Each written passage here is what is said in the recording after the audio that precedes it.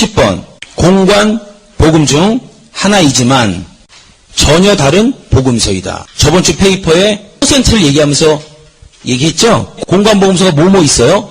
마태, 마가, 누가. 여기까지가 공관 복음이죠? 요한 복음은 사실은 공관 복음이 아니에요. 공관 복음서 중에 하나지만, 4복음서 중에 하나지만 전혀 다른 복음서라고 해도 틀린 말은 아니라는 거. 그 이유가 바로 옆에 써 있습니다. 다른 본문만 몇 개요? 43개만 돼도 하나의 복음서가 만들어지겠어요. 예, 유다서는 한 절밖에 없고 요한 1, 2, 3서 같은 경우는 별로 안 되잖아요. 그거보다도 훨씬 많은 건데 43개 정도가 다 다른 복음서입니다. 누가 복음을 충분히 연구해도 가치가 있다는 거예요. 공관 복음서는 같은 관점에서 쓰여졌으나 동일한 사건을 많이 기록하고 있다. 그러나 누가복음에는 다른 복음서에 없는 특수한 자료가 많이 들어 있다. 공관 복음서 중에서 가장 많은 분량과 자료를 가지고 있는 것이 바로 누가복음이다.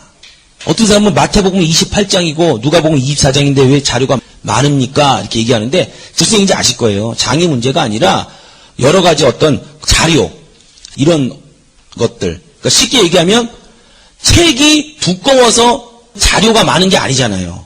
소제목이 많아야 책은 분량이 큰 겁니다. 그렇게 생각하시면 돼요. 근데 누가복음에는 그런 소제목들이 많이 있다는 거예요. 그래서 여러분 설교를 잘 찾아내려면 누가복음을 많이 하시면 굉장히 도움이 됩니다. 그 다음에 영적인 깊이를 좀 알고 싶다. 그럼 요한복음을 보시면 돼요. 난 이것도 저것도 싫다. 오직 귀신 쫓는 거예요. 전도다. 그럼 마가복음만 드립다 보시고 그 다음에 밑에 이제 쭉 본문이 나와요. 뭐 세례 요한 탄생 예고부터 해서 쭉쭉쭉 넘어가서 사가랴의 예언 탄생 이렇게 나오죠. 그 다음에 두 번째 예수 탄생 예고 좀 한번 보세요. 누가복음에만 나와 있는 본문이에요. 우리 막 섞어서 보기 때문에 저기도 있는 것 같은데 막 이런 생각을 합니다. 근데 이 뒤에 있는 거는 누가복음에만 딱 나와 있는 본문이에요. 본문. 누가복음 1장 26절 한번 찾아볼까요? 여섯째 달에 천사 가브리엘이 하나님의 보내심을 받들어 갈릴리 나사렛이란 동네에 가서 다윗의 자손 요셉이라 하는 사람과 정혼한 처녀에게 이르되 그 처녀의 이름은 마리아라. 그에게 들어가 가로되 은혜를 받을 자여 평안할지어다. 주께서 너와 함께 하시도다 하니 처녀가 그 말을 듣고 놀라 이런 인사가 어찌 함인고 생각하매 천사가 일러 가로되 마리아여 무서워 말라. 내가 하나님의 은혜를 얻었느니라. 보라 내가 수태하여 아들을 낳으리니 그 이름을 예수라 하라. 저는 큰 자가 되고 지극히 높으신 이의 아들이라 일컬을 것이요 주 하나님께 그 조상 다윗의 위를 저에게 주시리라. 그러면서 쭉 넘어서 36절 보라 내 친족 엘리사벳도 늙어서 아들을 배었느니라. 본래 수태하지 못한다 하던 이가 이미 6달이 되었나니. 누가복음에만 나와 있는 본문이라는 건 뭐냐면 어쩔 때는 예를 들어서 겹치는 게 있을 수 있어요. 근데 이게 설명이 자세하게 돼 있다는 걸 이제 포함합니다. 누가가 의사 출신이죠. 그러니까 당연히 그쪽에 관심이 많아요. 그래서 이런 어떤 수태하는 장면 예수의 탄생을 예고하는 이런 부분에 관심이 많단 말이에요. 그래서 옆에 화살표 보면 의사 출신 누가만 기록하고 있다라고 얘기하면서 거기에서 누가가 얘기하는 건 뭐냐면 탁 위에 계신 하나님. 왜냐하면 성령으로 수태가 됐으니까. 좀 적어놓으세요. 의학적인 전문 용어. 누가복음 1장 24절. 수태하다. 수태하다가 임신하였다라는 의학적 용어랍니다. 누가복음 1장 41절에 아기가 복중에서 뛰놀다. 역시 마찬가지로 행동을 가리키는 거죠. 의학적인 용어죠. 그 다음에 누가복음 5장 18절. 여기에 보면 한 중풍병자를 사람들이 침상에 메고 와서 예수 앞에 들여놓고자 하였으나 이렇게 써있죠. 근데 여기 한 중풍병자가 헬라어 원문에는 뭐라고 써있냐면 중풍을 앓는 자 이렇게 써있대요. 우리나라 성경에는 중풍병자를 이렇게 써있는데 중풍을 앓는 자 이렇게 써있대요. 헬라어 원문에 보면은. 다른 성경에도 보면은 그냥 중풍병자 이렇게 써있는 데가 많아요. 누가복음에만 그 원문에 보면 중풍을 앓는 자 이렇게 써 있다는 거예요. 근데 그 중풍을 앓는 자가 의학적인 표현이라는 거예요. 앓다. 뭔지 알죠? 어제 그 사전을 찾아보니까 근심, 괴로움, 병을 몸에 얻어 아파하거나 괴로워하다 이렇게 써 있더라고요. 고통스럽게 여기다.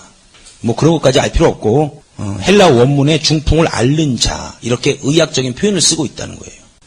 그 다음에 누가복음 7장 10절 거기에 보면요. 본에 어떤 사람들이 집으로 돌아가 보매 종이 이미 강건하여졌더라. 밑에 써놓으세요. 마태복음 8장 13절 똑같은 본문이에요. 지금 누가복음 7장 10절과 똑같은 본문인데 의사 출신이므로 또 관심이 있을 수 있다는 것을 우리가 알 수 있습니다.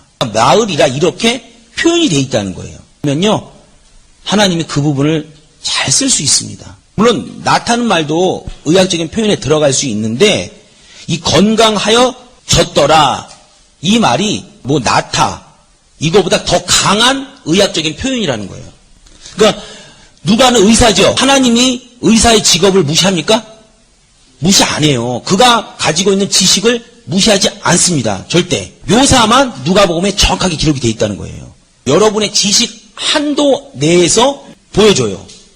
건축하는 사람들은 천국에 건축하는 장면으로 보여주고 뭐 의사는 뭐 다른 식으로 보여주고 또 어떤 사람은 다른 식으로 보여주고 이렇게 의학적인 전문 용어를 좀 기억하시고 하나님은 누가의 의사의 직업을 무시하지 않았다는 거. 세상에서 가지고 있는 그 실력을 예수 안에서 그대로 하나님은 이용하시고 사용하셨다는 거. 여러분이 세상에서 뭐 했는지를 잘 알면요.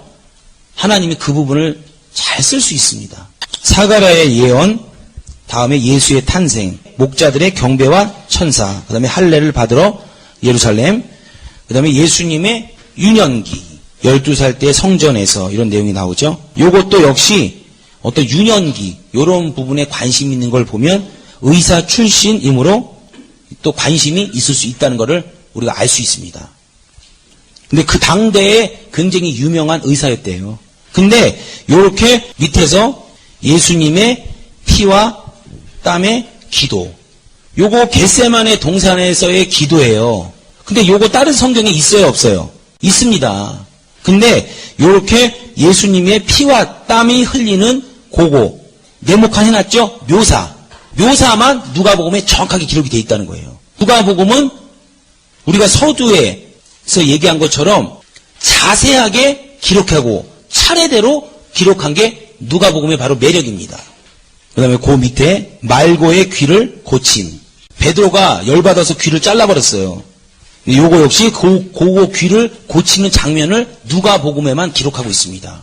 왜냐하면 의사이기 때문에 그런 장면들을 예리하게 보고 놓치지 않는 거예요. 근데 그게 누가의 그 예리한 점을 하나님이 쓰는 겁니다. 그 장면을요. 만약에 교회 밖에서 지금 나갔는데 어떤 장면을 보고 하나님의 말씀하고 딱 연결이 되는 경우가 있습니다. 그거나 지금 요거나 똑같은 거예요.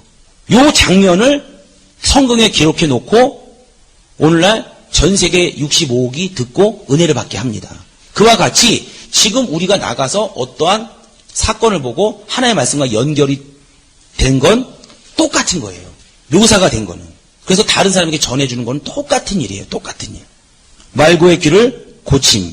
떨어졌는데 붙였다 그랬죠? 의사니까 당연히 그런 부분에 관심이 있겠죠. 그 다음에 다시 1페이지로 넘어오면 예수님의 탄생 어딘지 아시죠? 할례 받으러 예루살렘에 올라가시 안나와 시므온 요 본문이에요. 근데 여기에서 할례는 율법이에요, 복음이에요?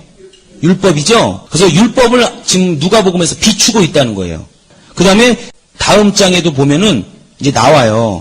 제가 여기서 뭘 얘기하려고 그러냐면 성경에서 율법과 복음을 반드시 알아야 합니다. 개인적으로 감사한 게 예수를 처음 믿었을 때 그 율법과 복음을 하나님이 열어주셔서 아는 거예요.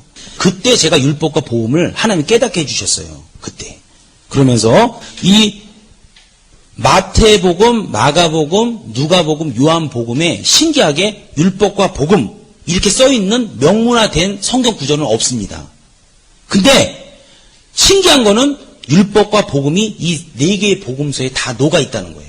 왜냐하면 이게 없이는 예수를 믿게 할 수가 없어요. 여러분 복음서의 가장 목적이 뭐예요? 한마디로 얘기하면 천국 소개하는 거고 예수 믿게 하는 거 아니에요? 왜냐하면 이게 없이는 예수를 믿게 할 수가 없어요. 누가복음 16장 27절부터 31절까지 한번 읽어볼게요.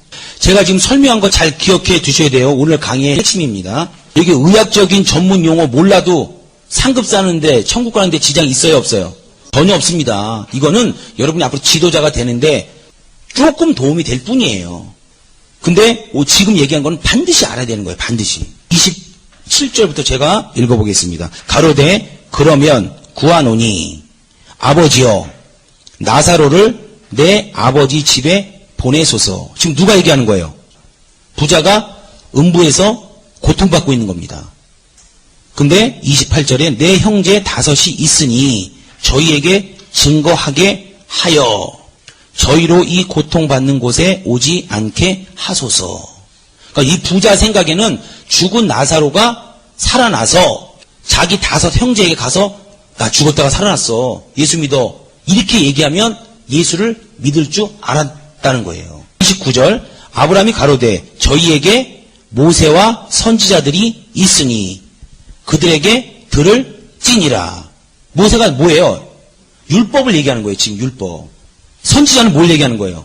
역시 그럼 복음을 얘기하는 겁니다. 그들에게 들을 찌니라. 하나님이 정해놓은 법이에요. 틀이고. 근데 30절 가로되 그렇지 아니하니이다. 아버지 아브라함이여 만일 죽은 자에게서 저희에게 가는 자가 있으면 회개하리이다. 누구 생각이에요? 부자 생각이죠? 근데 31절에 딱 결론을 짓고 있습니다. 가로되 모세와 선지자들에게 듣지 아니하면 비록 죽은 자 가운데서 살아나는 자가 있을지라도 권함을 받지 아니하리라 하였다. 여러분이 이걸 딱 보면서 벌써 생각이 딱 해야 돼요. 귀신 쫓고 병 고치고 이걸로 예수 믿는 게 아닙니다. 요걸로. 여러분 태어날 때부터 다리가 하나가 짧은 사람이 있어요. 근데 그거를 현장에서 예수 이름으로 명하노니 다리야 길어져라 하니까 이 현장에서 직접 다리가 길어졌어요. 그리고 이 안진뱅이 그냥 이렇게 저처럼 이렇게 앉아있는 안진뱅이 말고 이 살이 붙은 안진뱅이 이 안진뱅이를요 다리를요 그 자리에서 찢어버렸다니까요. 근데 피가 막 하늘로 튀었어요. 비명 지르고. 근데 그게 그 순간 고침받았어요. 여러분 그 사람 예수 잘 믿을 것 같죠? 그죠? 그러니까 우리가 생각했을 때 근데 예수 안 믿는 사람이 그렇게 많다는 거예요. 지금 뭐가 잘못돼도 한참 잘못된 거 아니에요? 그렇잖아요. 지금 근데 그거보다 더 극적인 오늘 그 얘기가 뭐냐면 죽은 사람이 살아나면 그 사람이 믿지 않냐 이렇게 부자가 얘기하는 거예요. 근데 하나님은 그게 아니다라고 얘기하는 거예요. 그러면 이건 뭐예요? 귀신 쫓고 병 고치고 어떤 능력 이거는요 예수께 붙이는 작업을 하는 거예요. 여러분 잘 아셔야 돼요. 거기서 반드시 복음 예수를 전해야지만 그 말씀이 우리의 영혼을 변화시키는 겁니다. 아셨죠? 그러니까 여러분 말씀 알아야 돼요? 몰라야 돼요? 결국은 마지막에는 말씀으로 변화시키는 거예요. 비유는 다 말씀과 예수께 붙이는 작업하는 겁니다. 비유가 변화시키는 게 아니에요. 능력 꼭 필요합니다. 왜냐하면 예수께 붙이는 어마어마한 작업이에요. 지혜고 기술입니다. 근데 이렇게 얘기하면 능력 별거 아니다. 제가 지금 그런 얘기예요? 그런 얘기 아니에요. 절대 그런 얘기 아니에요. 양쪽을 다 있어야 돼요. 근데 뭐가 어떤 역할을 하고 말씀이 어떤 역할을 하는지 우리가 분명히 알자는 거예요.